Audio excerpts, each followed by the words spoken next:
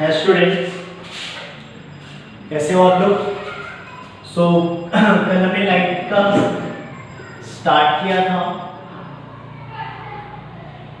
Light में हमने spherical mirror को हमने पढ़ा था। उसी चीज को हमने स्फेरिकल मिरर में दो तरह का मिरर हमने देखा था।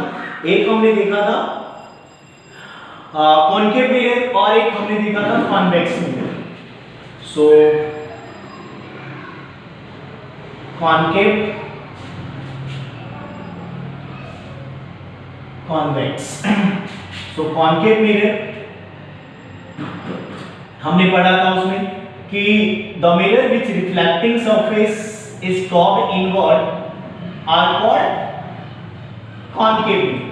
The mirror which reflecting surface is curved inward, जो अंदर की ओर दर्शा हुआ हो, जिसका रिफ्लेक्टिंग सरफेस अंदर की ओर दर्शा हो वो कॉनकेव कहलाता है, और जिसका रिफ्लेक्टिंग सरफेस जो है बाहर की ओर उभरा हुआ है, the surface, the reflecting mirror which reflecting surface is curved outward, it is called convex mirror। तो ये कॉनकेव और कॉन्वेक्स मिरर हो गया।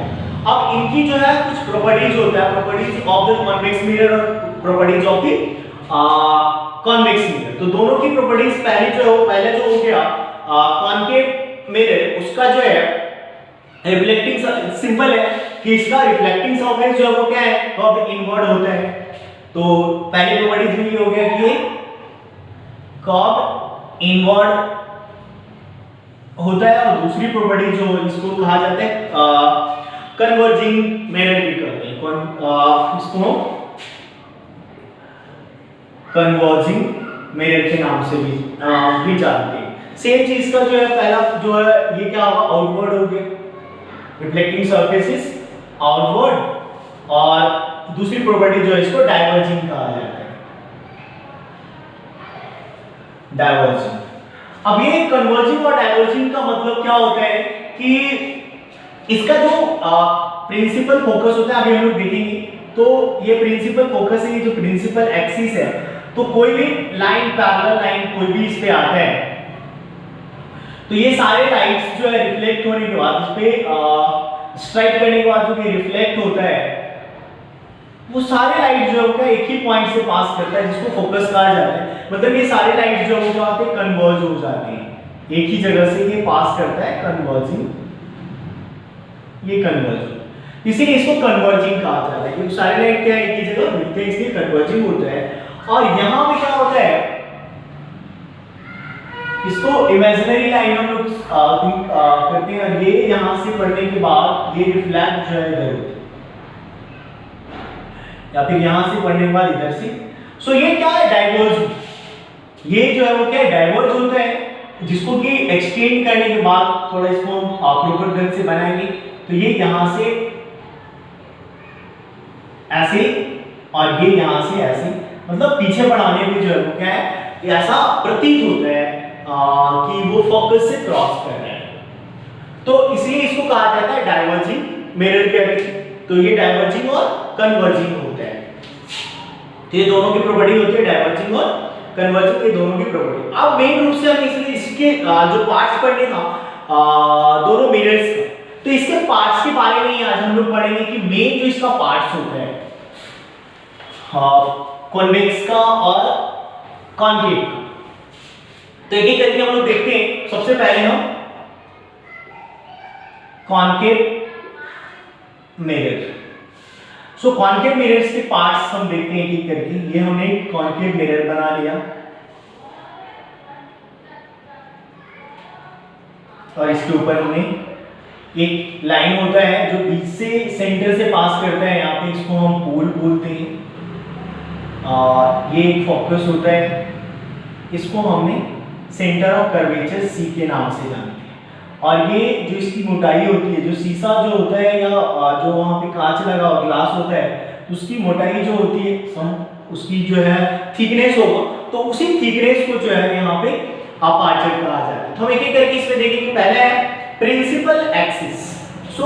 ये जो लाइन है, ये जो लाइन है हमारा, तो ये हमारा प्रिंसिपल एक्सिस है विच passes through the centre of curvature, focus और पोल।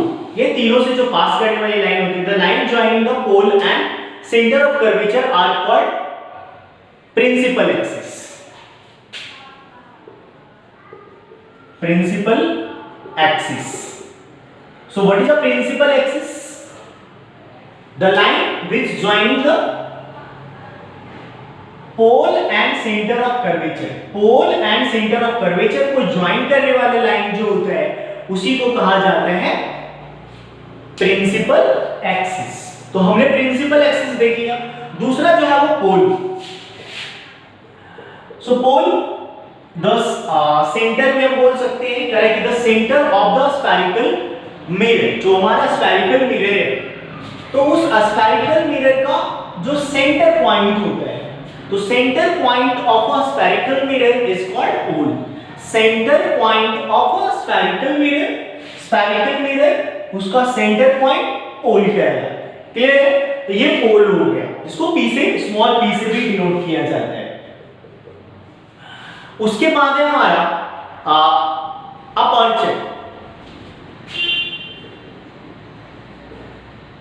अभी मैंने कहा जो थिकनेस होता है, मान लीजिए यहाँ पे इसकी कुछ थिकनेस होगा, जो शीशा हमारा है तो वो उसका क्या है मोटाई होगी। It is the effective diameter of the spherical mirror. वही चीज हो गया कि ये जो इसका डायमीटर होगा इफेक्टिव डायमीटर होगा वो स्फेरिकल मिरर का, जो इसकी सिंपल है समझना है कि कोई भी ग्लास है तो उसका सम थिकनेस होगा तो उसी थिकनेस को जो है अपर्चर कहा जाता है। तो ये अपर्चर हो गया। Then centre of curvature. Centre of curvature. So centre of curvature को स्मॉल या कैपिटल सी से डिनोट करते हैं। ये हो गया सेंटर ऑफ कर्वेचर। तो सेंटर ऑफ कर्वेचर्स क्या होता है? द सेंटर ऑफ कर्वेचर्स जैसे जिस हॉलो स्फीयर का बना हुआ, मान लीजिए हमारा ये एक स्फीयर है और इसी स्फीयर को हमने कट करके बनाया। तो इस स्फीयर को कट करके जो हमने बनाया है ना, इसको कट कर दिया था तो यही हमारा मिरर बना। ये मिरर तो इसका जो सेंटर था स्फेरिकल जो मिरर था और उस स्फेरिकल मिरर का क्या होगा, इधर से जब ये देखते तो ये क्या है सेंटर है। तो इस यही सेंटर पॉइंट जो है हमारा क्या है सेंटर ऑफ कर्वेचर्स कहलाता है।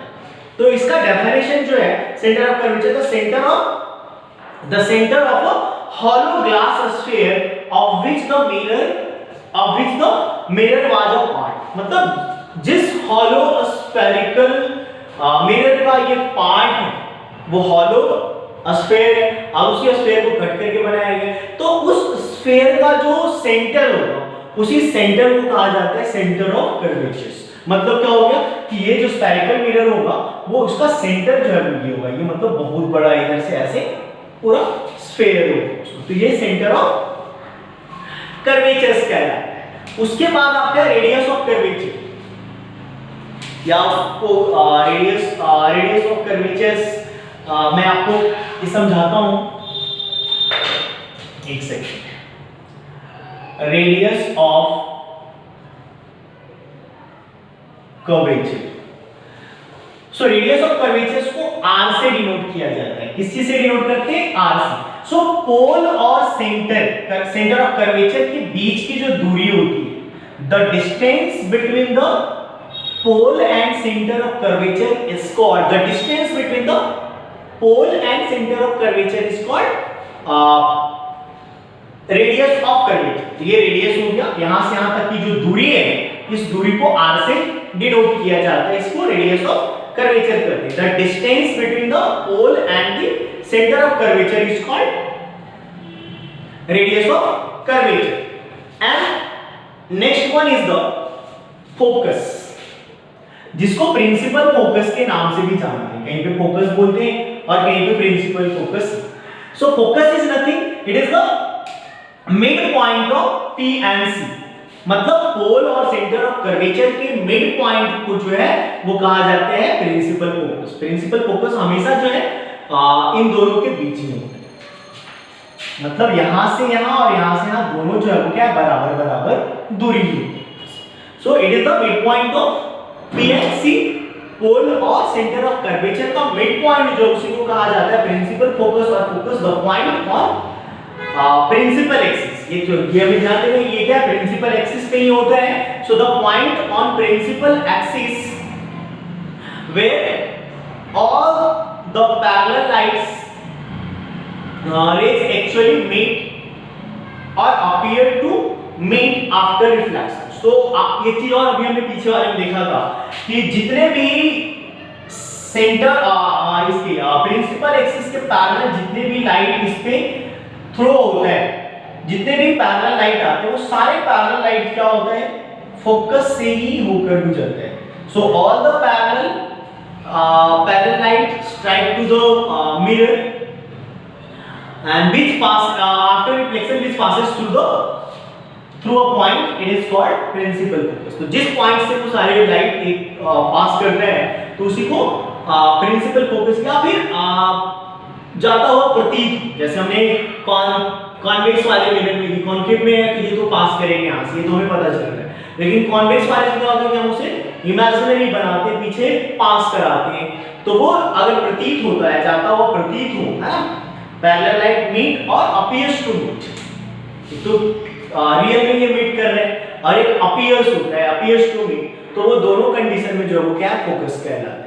या फिर हम इसी तरह से भी कर सकते हैं कि प्रिंसिपल एक्सिस और पोल के बीच का पॉइंट जो होता है वो भी हमारा प्रिंसिपल फोकस कहलाता है.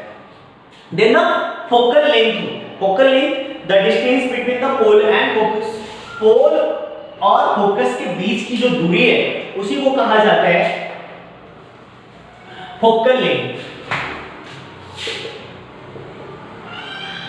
Focal length. So what is a focal length? Focal length को डिनोट करते हैं स्मॉल एफ से, स्मॉल एफ. सो ये स्मॉल एफ जो है हमारा हो गया focal length. So what is a focal length? The distance between pole and focus, principal focus और पोल के बीच की जो दूरी है इसी को कहा जाता है फोकल लेंथ. तो ये आगे हो गया हमारा फोकल लेंथ हो गया. अब इसमें एक फार्मूला है, इसको मिटा देते हैं. सो फोकल लेंथ हमारा क्या होता है, सॉरी फोकल लेंथ के ऊपर एक फार्मूला है, करेक्ट, कि relation between the focal length and centre of curvature. Centre of curvature जो भी हमने देखा और फोकल लेंथ जो है, तो उन दोनों के बीच में जो है लेंथ ऑफ फोकस और कर्वेचर के बीच में जो है एक रिलेशन है. तो उस रिलेशन को F is equals to R/2, जैसा कि हमने अभी बताया था कि रेडियस ऑफ कर्वेचर और फोकस जो है, तो फोकस जो है वो रेडियस ऑफ कर्वेचर, तो फोकल लेंथ जो है वो रेडियस ऑफ कर्वेचर का हाफ है. तो ये एक रिलेशन है फोकल लेंथ और radius of curvature. So F is equals to R/2, ये इसके रिलेशंस हैं. उसके बाद सब रूल्स होते हैं.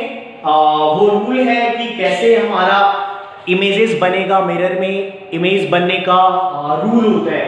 तो उस रूल के बारे में हम लोग पढ़ेंगे, एक एक करके उसके बारे में जानना है हमें. और बहुत ही इंपॉर्टेंट पार्ट है वो रूल. जैसे कि हम लोग देखेंगे अभी कॉन्केव मिरर की,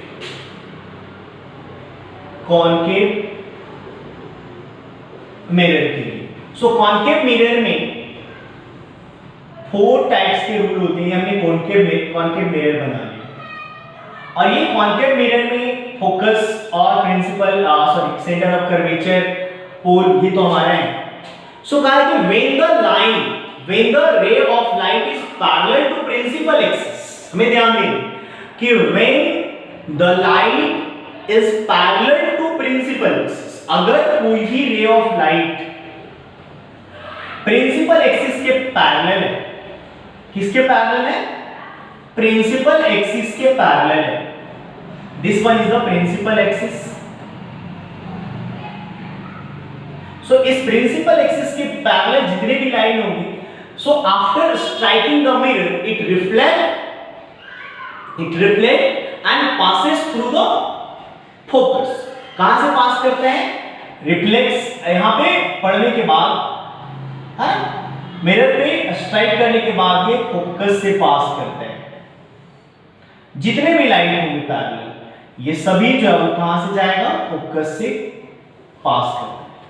तो जितने भी लाइन पैरेलल होगा प्रिंसिपल एक्सिस, सभी कहां से? फोकस से क्रॉस करेगा. पहला रूल हो गया. दूसरे रूल में हम देखेंगे। फिर उसी तरीके से प्रिंसिपल एक्सिस, फोकस, कर्वेचर। अब यहां पे उल्टा, अगर कोई लाइट है ना, any light strike the mirror through the F, कहां से? कोई भी लाइट जो है अगर वो एफ से आ रहा है, लाइट एफ से होकर आ रही है, ये लाइट है और वो एफ से आ रही है, ये लाइट है और ये एफ से होकर जा रहा है, तो जब एफ से होकर जाएगा कोई भी light, so which reflect parallel to principal axis, ये रिफ्लेक्ट करेगा यहां से प्रिंसिपल एक्सिस के पैरेलल टू प्रिंसिपल एक्सिस। जब लाइट पैरेलल होता है तो फोकस से रिफ्लेक्ट करता है, जब लाइट फोकस से जाता है तो रिफ्लेक्ट होके प्रिंसिपल एक्सिस के पैरेलल में आ जाता है। ये था दो रूल, दो अभी और है इसके। और ये रूल जो है जब हम इमेज का फॉर्मेशन पढ़ेंगे, नेक्स्ट टॉपिक में जब हम पढ़ेंगे इमेज फॉर्मेशन, वहां पे इसका जरूरत होता है। मैं बताऊंगा उसमें कि क्या कैसे इसका यूज होता है, लेकिन हमें ये याद रखना। तीसरा जो है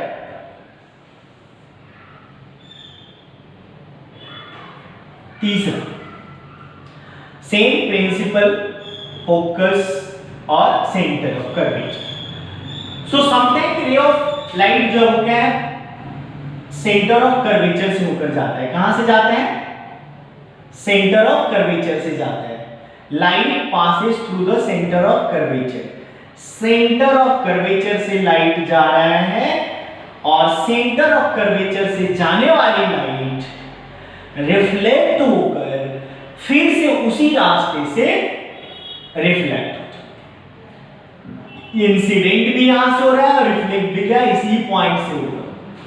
आती भी इसी रास्ते से है और जाता भी इसी रास्ते से। तो जब भी कोई लाइट सी से होते हुए मिरर को स्ट्राइक करता है, रिफ्लेक्ट भी करता है वो सी से होते हुए। तो ये हमारा तीसरा रूल था, रिफ्लेक्शन। फोर्थ रूल जो है वो क्या है? मिरर, पोल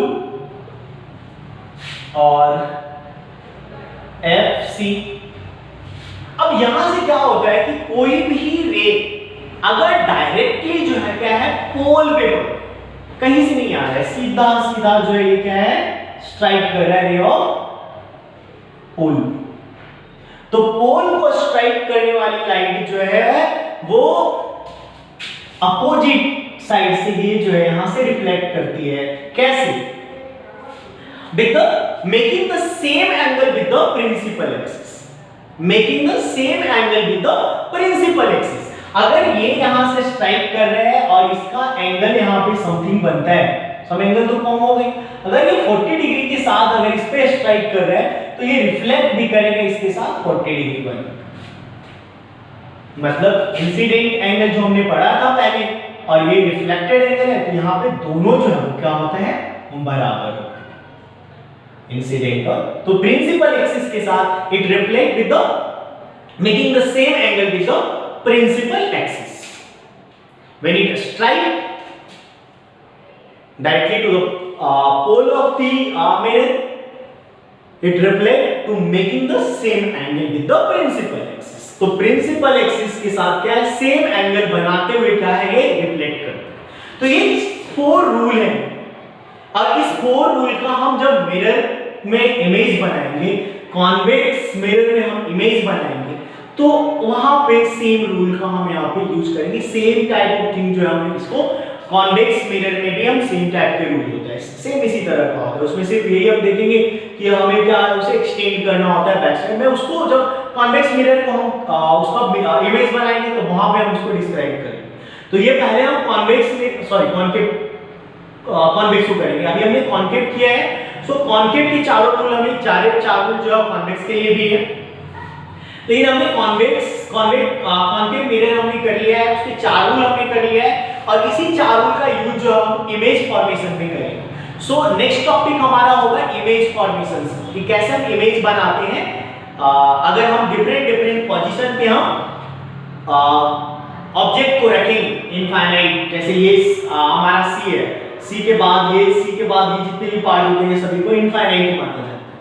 तो अगर हम इनफाइनाइट्स पे रखते हैं या फिर हम सी पे रखते हैं या अलग अलग प्लेसेस पे हम रखते हैं तो उसका इमेज कैसा बनता है तो उसके बारे में पढ़ेंगे। उससे पहले जो हमने ये चीजें किया उसको आप एक बार रिमाइंड करेंगे। काफी इंपॉर्टेंट पॉइंट है ये चार कि रूल ऑफ रिफ्लेक्शंस कहा जाता है इसको, rule of reflection of the convex mirror.